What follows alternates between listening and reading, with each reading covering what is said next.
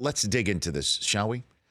The number of people that I see on the social media tubes that do not think Russell Wilson deserves this money or the title of best played player in the National Football League.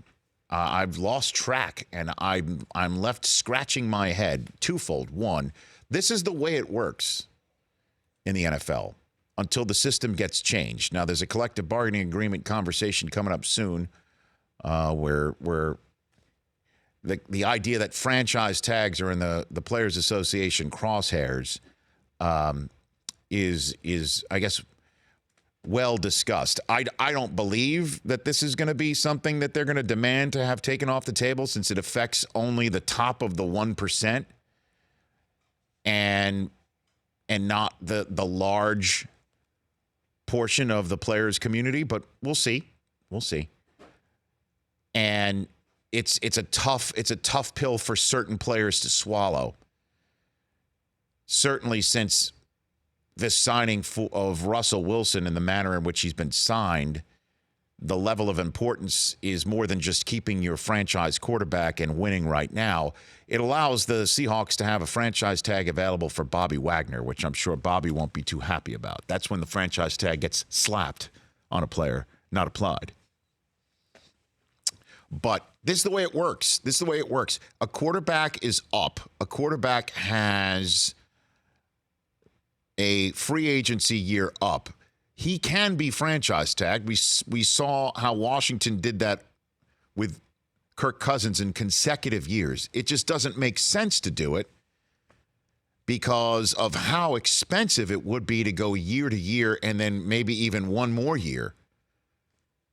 The amount of money that is guaranteed to Russell Wilson is $107 million in total guarantees. $65 million signing bonus, which would be, if you put two franchise years back to back, that's a little bit less than that figure for a quarterback. And then the third year of a franchise tag is about $50 million. It's nuts. And this way, over the 4-year, $140 million contract extension, I am sure that John Schneider and the Seahawks have an ability to move things around for a salary cap that's only going to get bigger and bigger and bigger and bigger. So the Seahawks had two choices to make here. One, well, I guess the third would be the franchise tagging. But outside of that, they had two choices to make. One, they start from scratch. They start from scratch in 2020 after Russell says, I want out. I'm out of here as a 31-year-old quarterback. They could have franchise tagged him in that regard and done that for one more year and had him to age 32 and then gotten a compensatory pick for him and no ability to draft any higher, draft his replacement because you're assuming you need somebody in the first round, even though he's proven that that's different. For him, he's a diamond in the rough. And plus, you'd be starting again from scratch with a quarterback. Doesn't make much sense when you've already planned financially to do this. It's his turn. He's up. If you are of the mindset that Russell Wilson doesn't deserve this money, he's not only the Seahawks' all-time leader in wins, completion percentage, passing touchdowns, and passer ratings. He's third in passing yards. But these numbers are not to be disputed. You mentioned he's made the playoffs in 6 of 7 years since joining the National Football League, since coming off the campus of Wisconsin by way of NC State. Whole pack of Badgers. Not only has he made the playoffs in 6 of 7 years, last year, in his 6th playoff season, was the only one in which he didn't win at least once. Multiple games in 5 of his 7 playoff seasons. 5 of his 6 playoff seasons. So he's made the divisional round or the championship round in at least 5 of his 7 seasons. Now, wins, you could say, are a funky category because, again, the win in Week 3, Thursday Night Football, of the 2018 season went to Tyrod Taylor for the Cleveland Browns because he started the game, not Baker Mayfield, who won the game. Sure. So it's a funky stat, but for somebody like Russell Wilson, who's constantly starting and finishing his games. Most quarterback wins in the first 7 seasons of the Super Bowl era, 75 tops. Nobody has ever won more in the Super Bowl era coming out of college in the first 7 seasons. The other quarterbacks are named Joe Flacco, believe it or not. The elite Joe Flacco. And then comes Brady, Big Ben, Peyton Manning. That's your top 5 in that department. In terms of 75 wins or more in any 7-year span, take any 7-year span in the NFL of any career. Okay. So it could be years 8 to 15. It could be years 2 through 8. Sure. Okay. Peyton Manning from 2003 to 2009, 89 wins. Tom Brady then has done it twice in his career. From 01 to 07, another reason why this guy's the GOAT. From 01 to 07, he had 86 wins. And from 2010 to 2016, he had 86 wins. Hey. Come on, man. Wow. They don't even overlap. That's ridiculous. From 1996 to 2002, Brett Favre had 78 wins. From 1992 to 98, Steve Young had 77 wins. And then from the minute he walked off of the campus at Wisconsin to the current day, there's your 75 wins for Russell Wilson. That's no joke. Most touchdown passes in the first 7 seasons.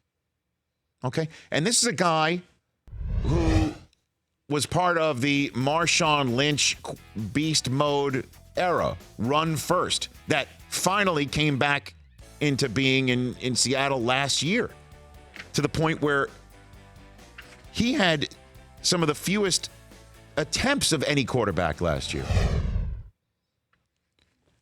This is a guy, again, it's run, pass, until, of course, you get to the 1-yard line. I don't want to bring that up, but it's true. Okay, no, you know what I mean, though. Most touchdown passes first 7 seasons in the National Football League history. Marino tops 220 yards, 220 touchdowns. Second, Peyton Manning, 216. Third, Russell Wilson, 196. Wow. 14 better than Favre. Didn't see that coming. Didn't see that one coming, did you? Most playoff wins since 2012. Tom Brady has 14. That's tops. Second, Russell Wilson, 8.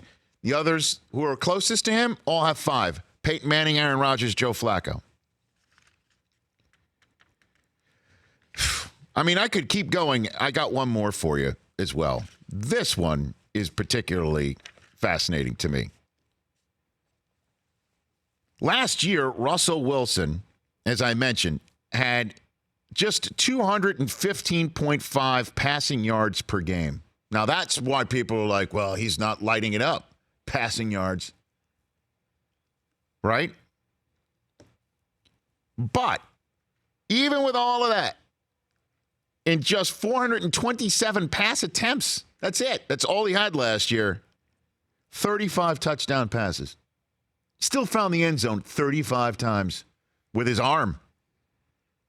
We've only seen that twice before in NFL history. 35 or more passing touchdowns, fewer than 450 pass attempts in the season. Last time we saw it, period, was when Y.A. Tittle did it in 1963. He was 20th in attempts last year. He scores, man. And he's accurate. But third in touchdowns. And he's efficient. Only Aaron Rodgers has a better passer rating in NFL history than Russell Wilson. Highest passing touchdown percentage of the Super Bowl era. 6% of his passes go for touchdowns. You're like, oh, okay. That's second only to Aaron Rodgers, 6.2%. And better than Peyton Manning. You bet he deserves every penny. And he shows up at children's hospitals. And he is the face of the Seattle Seahawks. For more of The Rich Eisen Show, tune to Audience Channel 239 on DirecTV for free on BR Live or download the Rich Eisen Show app.